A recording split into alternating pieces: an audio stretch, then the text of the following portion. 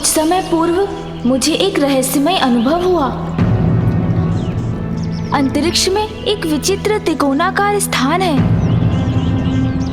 जिसके निकट जाने के मेरे प्रयास को किसी दिव्य मांत्रिक शक्ति ने विफल कर दिया। त्रिपुर, उसका आभास तो मुझे भी हुआ था पुत्र। समस्त ब्रह्मांड में ऐसा एकमात्र वही स्थान है पुत्र।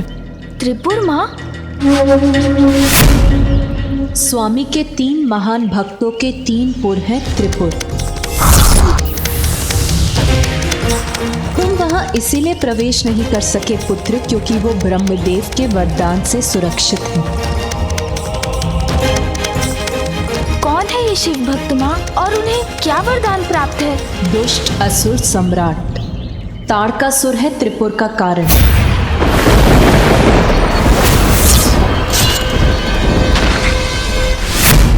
तुम्हारे भ्राता के हाथों उसके वध के पश्चात उसके 3 पुत्रों ने मेरु पर्वत पर भीषण तपस्या कर ब्रह्मदेव को प्रसन्न किया।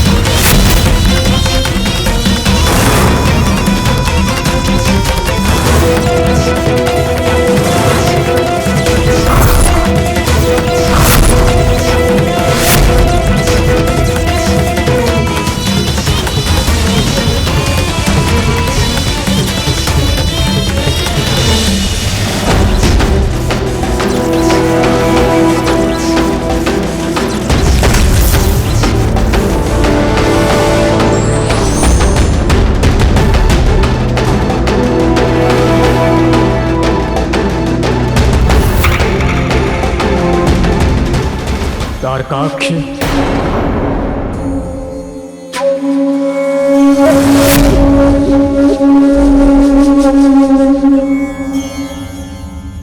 कमलाक्ष,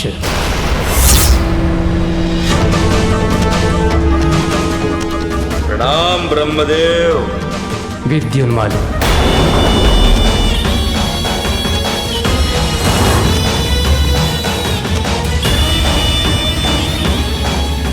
मैं तुम्हारी तपस्या से प्रसन्न हुआ ताड़कासुर पुत्रों।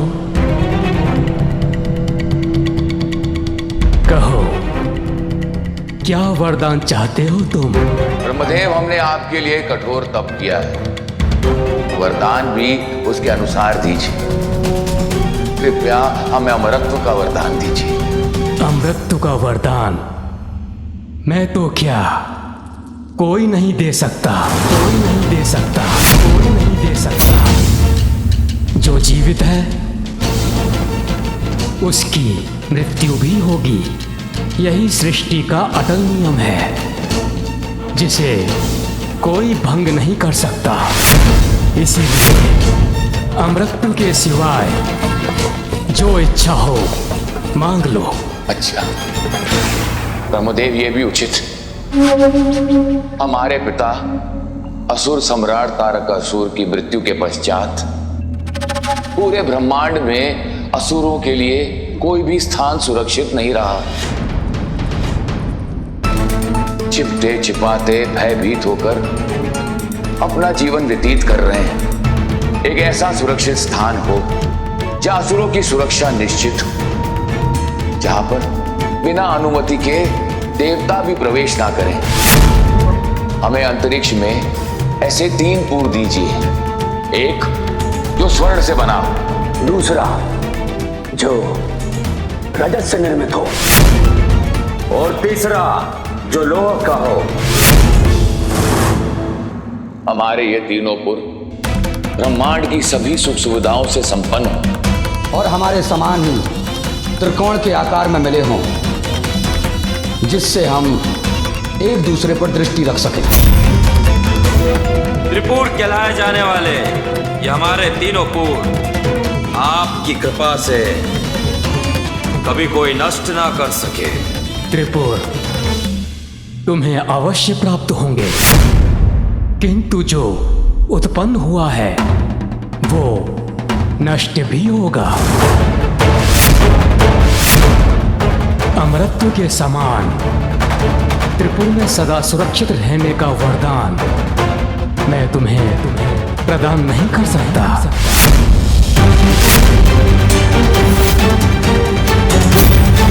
अच्छा ब्रह्मदेव, ये भी उचित है, तो कृपया इतना कीजिए कि संसार के देवता स्वयं महादेव ही इस त्रिपुर को नष्ट कर सकते हैं और हमारा वध उन्हीं के हाथों हो, उनके अतिरिक्त किसी और के हाथों नहीं।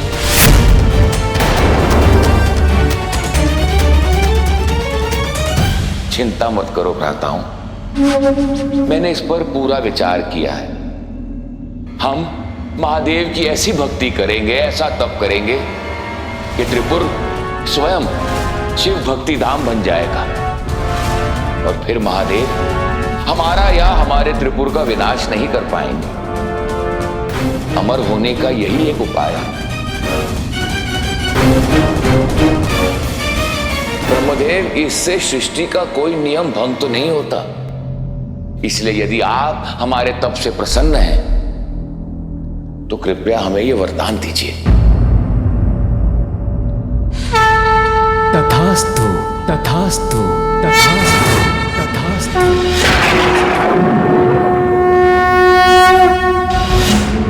वरदान देने के बाद ब्रह्मदेव ने मायावी विद्या के ज्ञाता मायासुर तारकासुर पुत्रों की इच्छा अनुसार 3 पुरों का निर्माण करने का आदेश दिया। फिर वो तीनों असुर भ्राता अपनी प्रजा के साथ वहां शिव भक्ति में लीन रहने लगे। तो यही कारण था कि मुझे वहाँ शिव मंत्र सुनाई दे रहे थे और ब्रह्मदेव के वरदान के कारण ही मैं वहाँ प्रवेश भी नहीं कर सका। हाँ पुत्र, किंतु तारकासुर त्रिपुरासुर कुछ भी अनुचित कर अपनी सुरक्षा पर आंच क्यों आने देंगे? इसका तो कोई कारण नहीं है।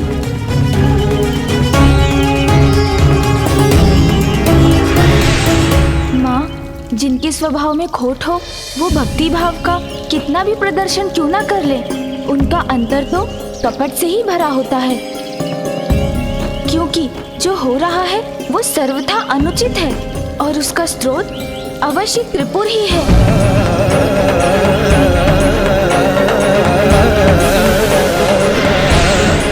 मुझे प्रतीत हो रहा है माँ कि वहाँ भक्ति का दिखावा एक भुलावा है और जिसके पीछे एक भयंकर सत्य छुपा है जो संसार पर संकट का रूप लेकर उजागर होने वाला है।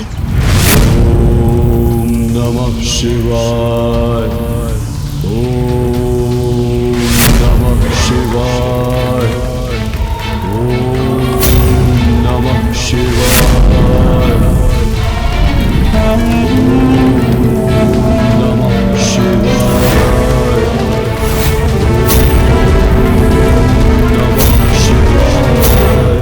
मुझे तो अभी भी आभास हो रहा है माँ, जैसे देवताओं और अन्य सभी चराचर जीवों का कोई बड़ा अहित होने वाला है जिसको समय रहते अत्यंत रोकना आवश्यक है। माता, प्रथम पूज्य श्री गणेश उचित कह रहे हैं, किंतु अहित होने वाला नहीं अपितु हो रहा है।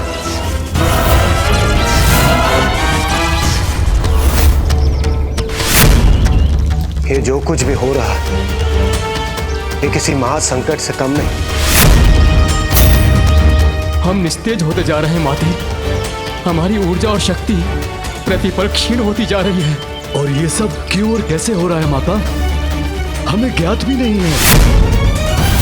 और हमें पूर्ण विश्वास है माता, जिस प्रकार विघ्नहर्ता प्रथम पूज्य गणेश ने प्रतियोगिता के समय समस्त बाधाओं से हमें दूर किया, वही इस समस्या से हमें मुक्ति दिलाएंगे।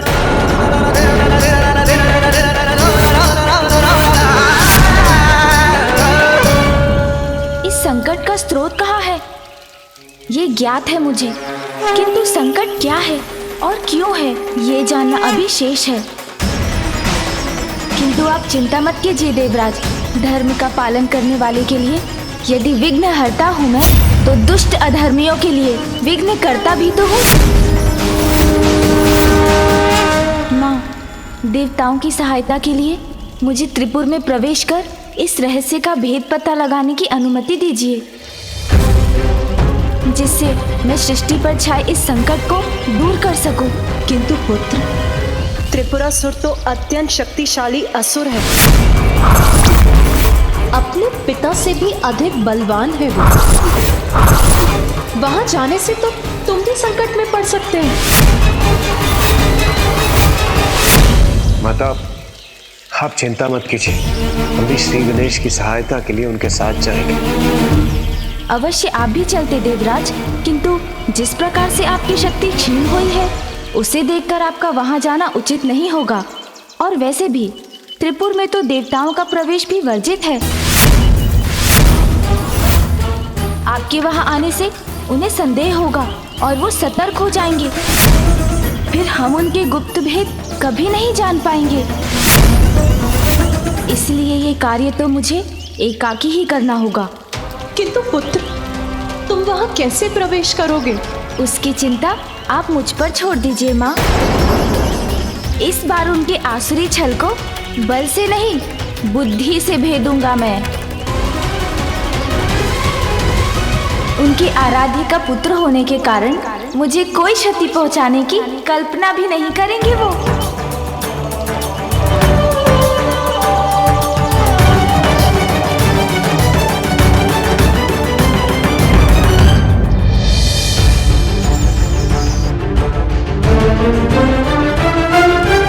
मूषक जी, मेरे साथ त्रिपुर के भीतर जाने के बाद ये आपका कार्य होगा कि आप छिपकर ज्ञात करें कि वहाँ क्या अनुचित घट रहा है। छिपकर वहाँ घूमकर ये कार्य करने में तो मुझे बहुत आनंद आएगा। स्मरण रहे कि इस कार्य में आपको अत्यंत सावधान रहना होगा मूषक जी।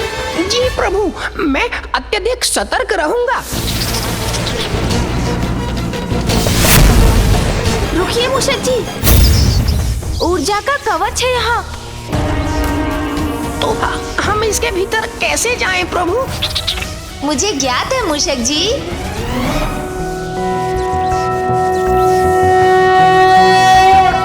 सौराष्ट्रे सोमनाथं च श्रीशैले मल्लिकार्जुनम् उज्जैन्यां महाकालमोंकारं परमेश्वरम् केदारं हिमवत्पृष्ठे डाकियां भीमशङ्करं वाराणस्यां च विश्वेशं त्र्यम्बकं गौतमी तटे वैद्यनाथं चिताभूमौ नागेशं दारुकावने सेतुबन्धे च रामेशं घुष्मेशं च शिवालये।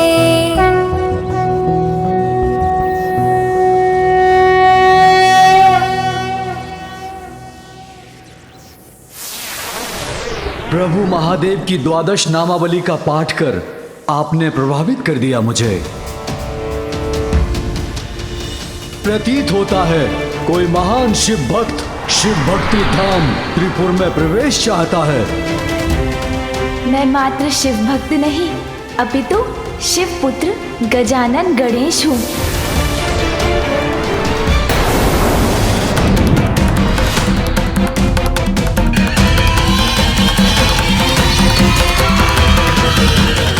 हर हर महादेव, हर हर महादेव, हर हर महादेव।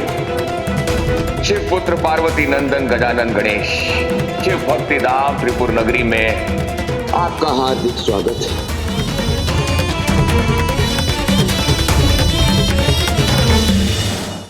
मेरे पिता के प्रति आपकी परम भक्ति की बड़ी ख्याति सुनी थी, इसीलिए जिज्ञासावश स्वयं आपके दर्शन करने चला आया। आपको यहाँ पाकर तो हमें परम आनंद का अनुभव हुआ है प्रभु। कृपया भीतर आकर हमें कृतार्थ कीजिए। आइए आइए, आपका स्वागत है। ठीक है, चलिए मूषक जी।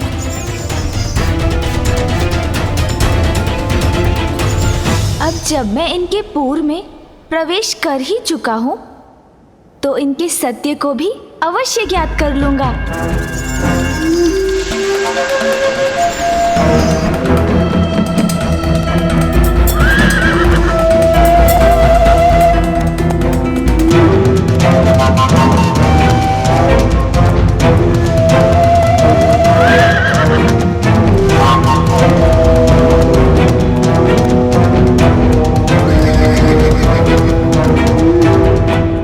ये तो मेरा अद्भुत स्वागत कर रहे हैं।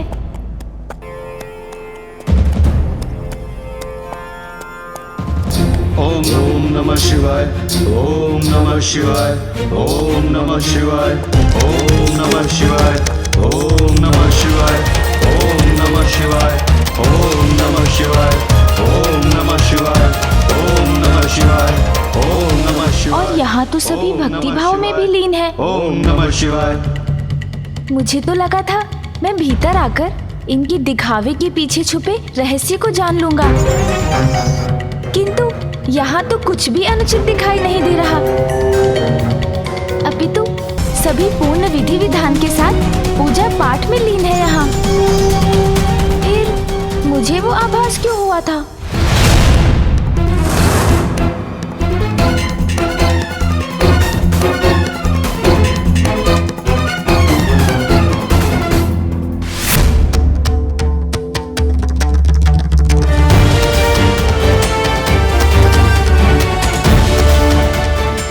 महादेव पुत्र गणेश, आपके पांव को कोई कष्ट ना हो, इसलिए इन पुष्पों की कोमल पंखुड़ियों पर पांव रखकर आगे बढ़िए प्रभु। धन्यवाद।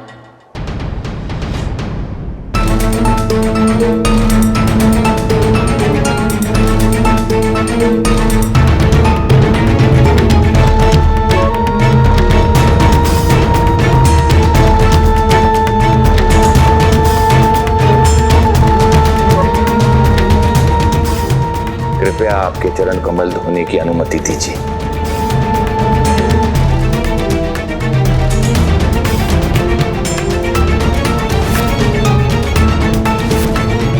यहाँ की वास्तविकता तो मेरी कल्पना के विपरीत है। अनुपम भक्ति भाव है इनका, किसी कपट का तो लेश मात्र चिन्ह भी नहीं।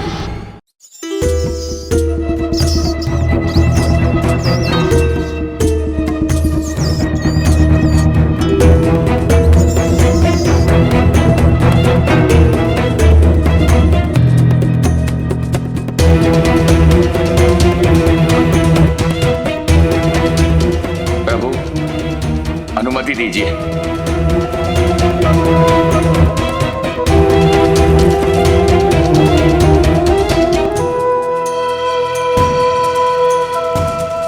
भक्ति भाव से परिपूर्ण है ये, किंतु ये केवल इनका बाहरी आवरण है या इनका अंतर भी भक्ति भाव के निर्मल भाव से प्रकाशित है? संभव है मूषक जी को ही कुछ ज्ञात हो जाए।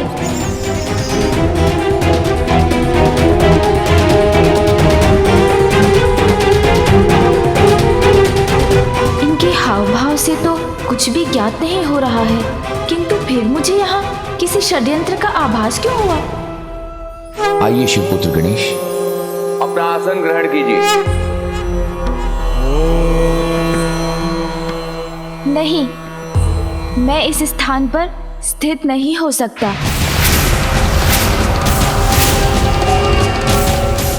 क्या हुआ प्रभु? हमसे कोई भूल हुई क्या? वो आसन शिवलिंग के आधार से ऊंचा है।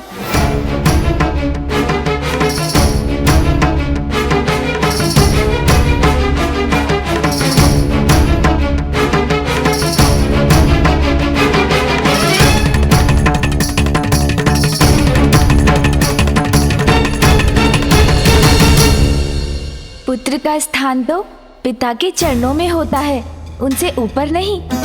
और वैसे ही प्रभु, भक्त का स्थान तो सदा ही भगवान के चरणों में होता है।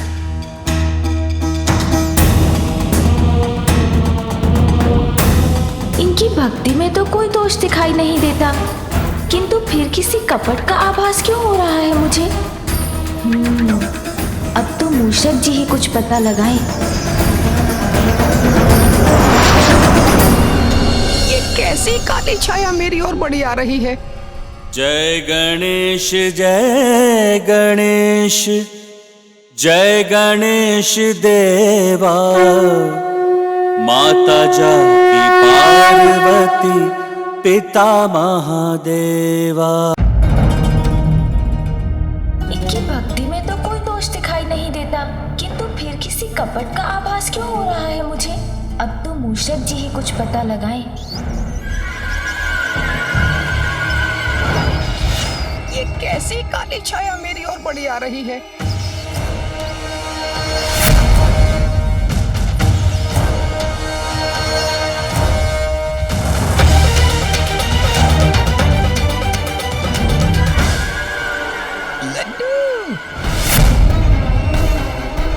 मुझे क्षमा कीजिए प्रभु, मुझसे लड्डू देखकर रहा नहीं जा रहा है।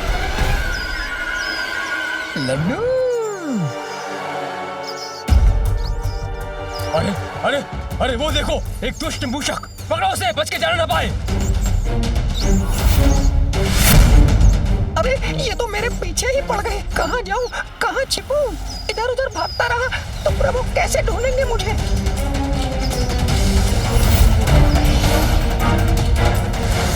भागो मूषक!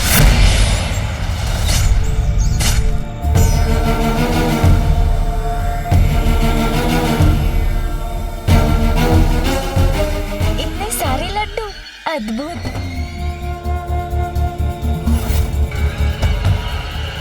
सेवक, इस थाल में लड्डू कम क्यों प्रतीत हो रहे हैं? वो एक मूषक था स्वामी। क्या मूषक? हाँ स्वामी, उसी ने 2 लड्डू चुरा लिए हैं। इससे पूर्व कि मैं उसे रोक पाता, वो भाग गया। आप चिंता मत कीजिए, प्रतीत होता है मेरे वाहन मूषक जी लड्डुओं में से अपना भाग ले गए। अब ये लड्डू मेरे ग्रहण करने की बारी है। प्रभु, यदि आप हमें अनुमति दें तो अपने हाथों से आपको इन लड्डुओं का भोग करवाना चाहूंगा।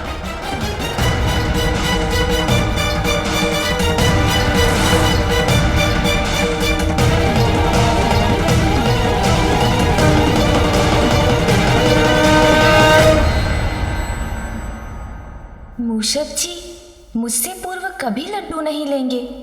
अवश्य वो किसी विशेष कारण से लड्डू उठाकर ले गए हैं।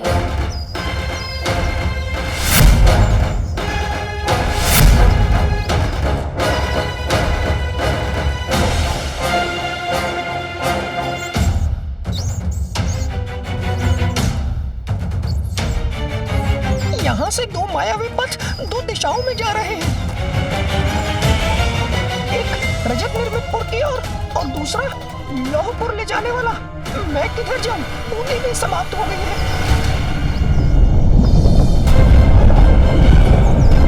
अरे ये सभी तत्व तो इस ज्वालामुखी पर्वत में प्रवेश कर रहे हैं।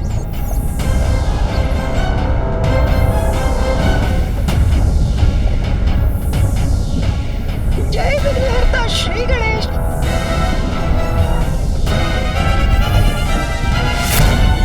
श्री गणेश मेरी रक्षा कीजिए।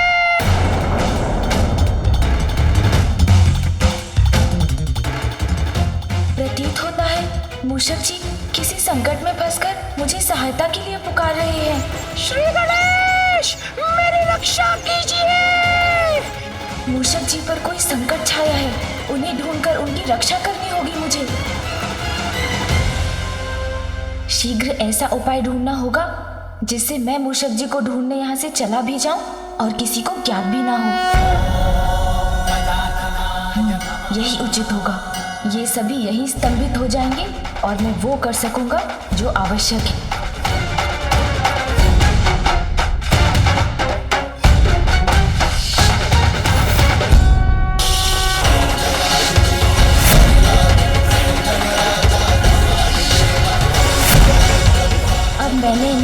स्तंभित कर दिया है।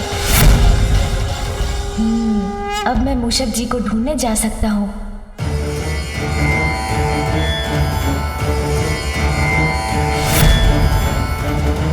चिंता मत कीजिए मूषक जी, गणेश ने आपकी पुकार सुन ली है। मैं आ रहा हूँ आपकी रक्षा करने के लिए। श्री गणेश, मेरी रक्षा कीजिए। यहाँ तो मूषक जी का स्वर सभी दिशाओं में गूंज रहा है, इसलिए वो किस दिशा में है ये ज्ञात करना कठिन है, किंतु कोई तो उपाय होगा। उन्हें ढूंढने में सहायक कोई तो सूत्र छोड़ा होगा मूषक जी ने।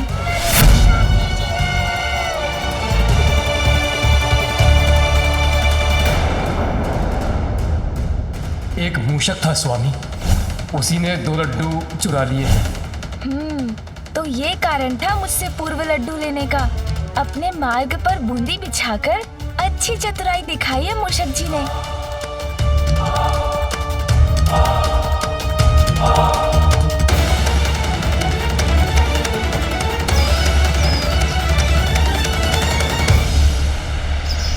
दोनों ओर से प्राणों का संकट छाया है मुझ पर। प्रभु, कहाँ हैं आप? रक्षा कीजिए प्रभु।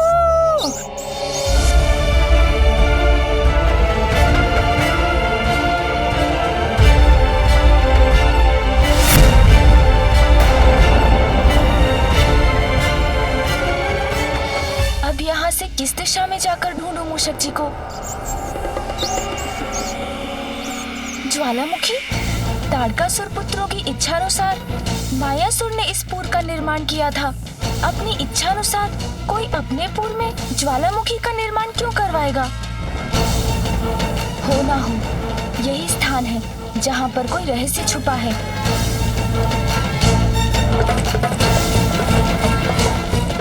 प्रभु, रक्षित कीजिए मुझे।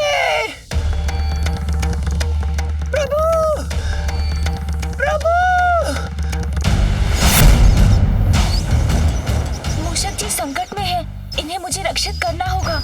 प्रभु! मूषक जी चिंता मत कीजिए, मैं रक्षित करूंगा आपको। मैं आ रहा हूँ मूषक जी।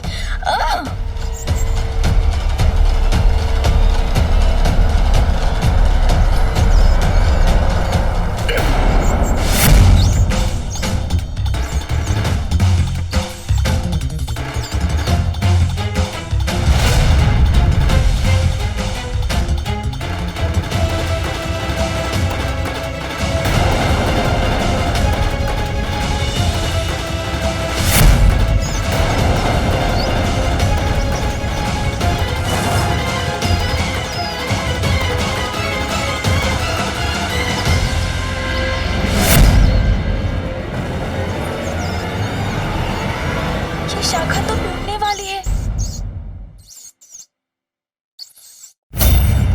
छोटे संकट से मुक्त हुए तो ये बड़ा संकट मुख खोले खड़ा है प्रभु। चिंता मत कीजिए मूषक जी, मैं हूं ना आपके साथ।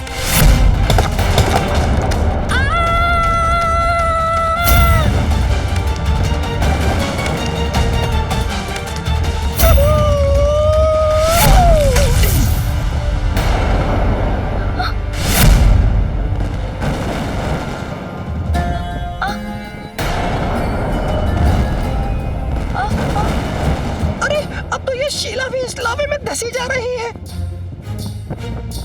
ये तरंगी कहाँ जा रही है? प्रभु, अब क्या होगा प्रभु? मूषक जी ऊंची छलांग लगाइए।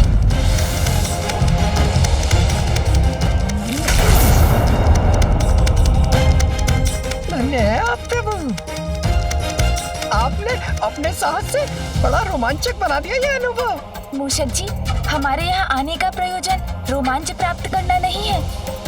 जो ज्ञात करने आए हैं उसके संकेत ढूंढिए। हाँ प्रभु।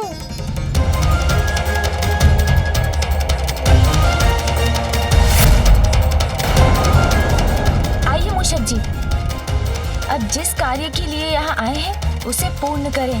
प्रभु,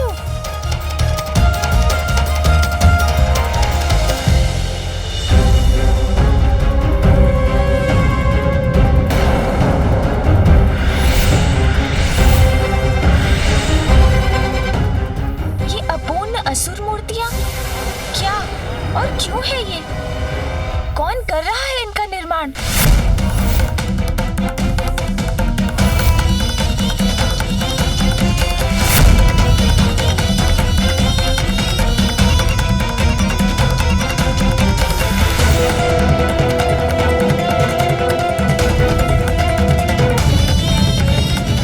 ये अग्नि की लपटें ऊपर उठकर ऐसी दिव्य अग्नि नेत्र का आकार लेंगी जिनसे महाविनाशी ऊर्जा प्रवाहित होंगी, जैसी महादेव के नेत्र से निकलती है।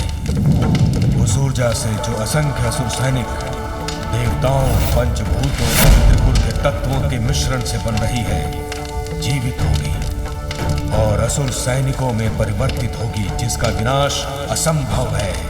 जब तक ये पुर रहेंगे तब तक असुर सैनिक संपूर्ण संसार में असुर राज्य स्थापित करेंगे। शिव भक्ति की आड़ में इतना भयावह षड्यंत्र कौन रच रहा है?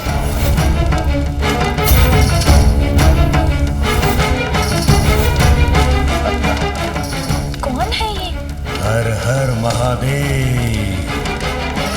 मैं और त्रिपुरासुर मिलकर देवताओं का अंत कर देंगे और अनंत काल तक सर्वत्र असुरों का आधिपत्य स्थापित करेंगे।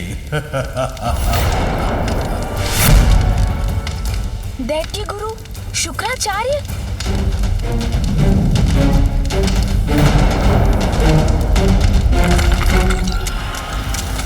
प्रतीत होता कोई छिपकर देख रहा है हमें, तो विलंब किस बात का? हम अभी चलकर उसका अंत कर देते हैं।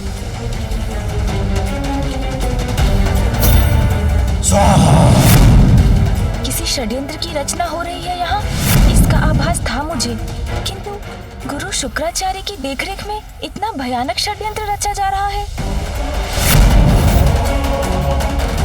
यदि ये सफल हुआ तो सृष्टि से धर्म की नींव ही हिला देगा।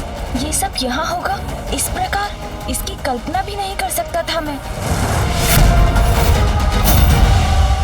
तब तो प्रभु हमें सोच विचार छोड़कर शीघ्र इसे रोकने के लिए कुछ करना होगा। नहीं मूषक जी, जो भी करना है सोच विचार कर ही करना है। अभी त्रिपुरासुर अजय है। यदि ये यज्ञ सफल हुआ तो इन असुर मूर्तियों में जीवन का संचार हो जाएगा और एक ऐसी असुर सेना उत्पन्न होगी जिसे पराजित करना असंभव हो जाएगा। अच्छा प्रभु, बस आप इन मूर्तियों को लेकर चिंतित हैं। कारण मिटने से परिणाम भी नष्ट हो जाएगा। मैं इन असुर मूर्तियों को ही नष्ट कर दूंगा तो असुर सेना का निर्माण स्वतः ही रुक जाएगा। मूषक जी रुकिए, हमारे किसी भी कृत्य से इन्हें नहीं ज्ञात होना चाहिए कि हम यहाँ आए हैं।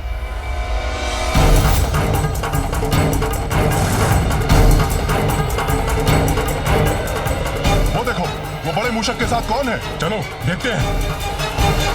आप देखिए प्रभु, मैं क्या करता हूँ। मूषक जी तो कुछ और ही समझ रहे हैं। शीघ्र इन्हें रोकना होगा।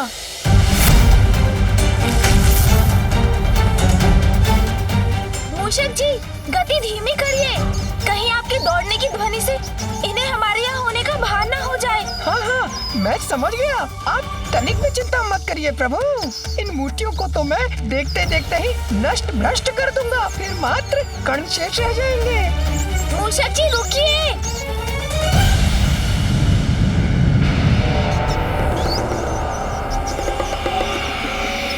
अरे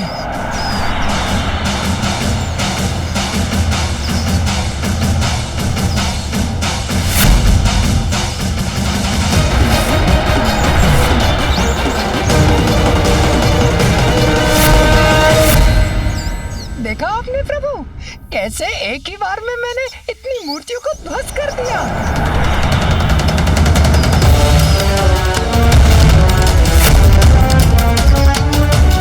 अरे ये असुर मूर्तियां तो पुनः बन रही हैं। इस उद्दंड मूषक को तो हम छोड़ेंगे नहीं। इसका अर्थ है इन मूर्तियों को नष्ट करना असंभव है। तो अब हम क्या करें?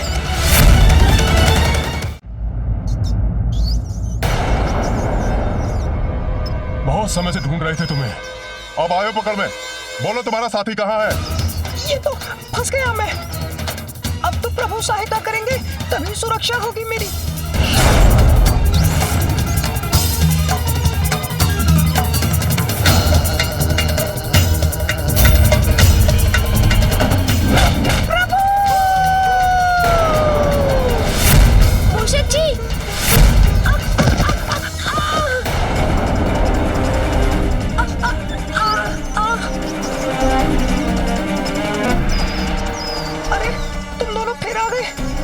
अच्छा, आ ही गए हो तो मुझे युद्ध के लिए तैयार होने का अवसर तो दो। युद्ध करेगा एक मूषक, वो भी हमसे।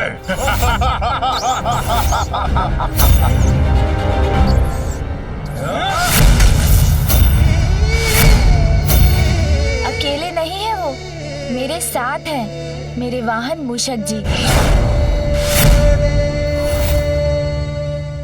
प्रभु, थोड़ा शीघ्र आकर मुझे इनसे बचा भी तो सकते थे ना। हाँ अवश्य मूषक जी, किंतु फिर बिना सोचे विचारे कुछ करने का धन आपको कैसे प्राप्त होता? सोच विचार तो तुमने भी नहीं किया, अन्यथा यहाँ आने की भूल नहीं करते गजमुख बालक। गजमुख अवश्य हो तुम, किंतु तुम्हें ज्ञात नहीं कि एक वास्तविक गज जैसा बल है हम दोनों में। अब हमारे हाथों मसले जाने के लिए तैयार हो जाओ तुम। इनके साथ युद्ध हुआ तो ध्वनि उत्पन्न होगी और ध्वनि से अन्य असुर भी सचेत हो जाएंगे। गुरु शुक्राचार्य को ज्ञात हो गया तो वो यज्ञ और भी शीघ्र पूर्ण करने में जुट जाएंगे और पिताश्री के भक्तों के पूर्व में उनकी अनुमति के बिना मैं यज्ञ में विघ्न डालने के लिए कुछ भी नहीं कर सकूंगा। इसलिए बुद्धि से कार्य लेकर इनसे छुटकारा पाना होगा मुझे। क्या हुआ गजमुख बालक, मैं के कारण जड़ हो गए क्या? आओ युद्ध करो हमसे। उचित कहते हैं आप। भय से मुक्ति का तो एकमात्र उपाय है आपसे युद्ध करना, किंतु उसका एक नियम होगा। युद्ध के समय किसी के भी मुख से एक भी स्वर नहीं निकलना चाहिए और यदि ऐसा हुआ तो उसे उसी क्षण पराजय स्वीकार करनी होगी। किंतु हम तुम्हारा नियम क्यों स्वीकार करें? मत कीजिए स्वीकार। वैसे मैं तो आपकी भलाई सोच रहा था, किंतु विचार कीजिए, यदि हमने ध्वनि उत्पन्न की तो गुरु शुक्राचार्य का ध्यान भंग हो जाएगा।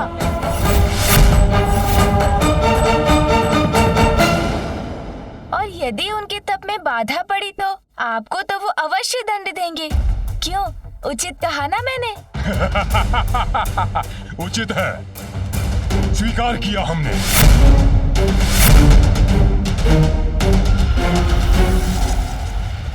मूषक जी, आप तो पीछे ही रहिए, ये युद्ध तो मुझे अकेले ही करना होगा।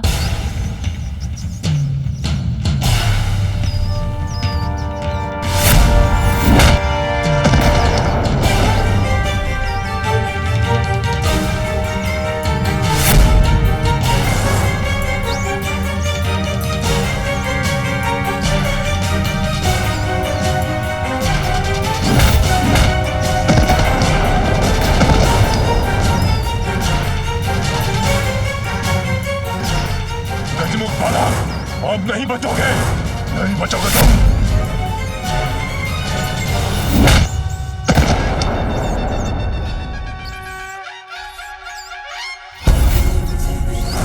हमसे छल अभी बताता हूं।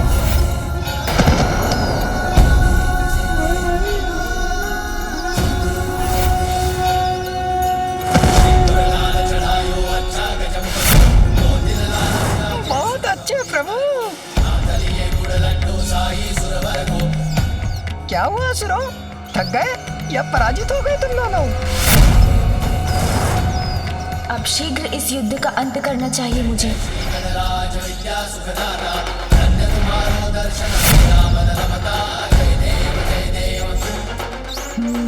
दहकता लावा है नीचे। प्रभु की योजना समझ गया मैं। अरे तुम दोनों तो बहुत बोल रहे थे, तुम में गजबल है। करो ना, है बल तो उसका प्रदर्शन भी करो, या मेरे समान मूषक ही बन गए हो तुम दोनों। ये मूषक हमें मूषक बुला रहा है, अब ये गजमुख बालक जीवित नहीं रहेगा।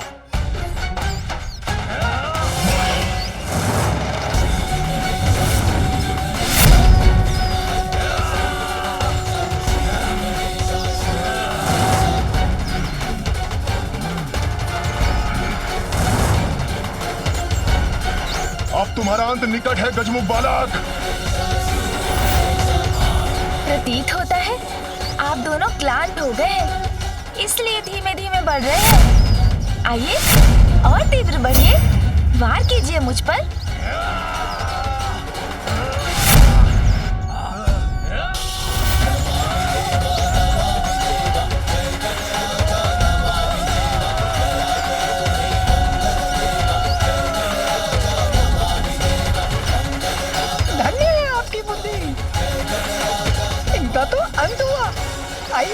अब इस असुर सेना को भी नष्ट करने का उपाय करते हैं।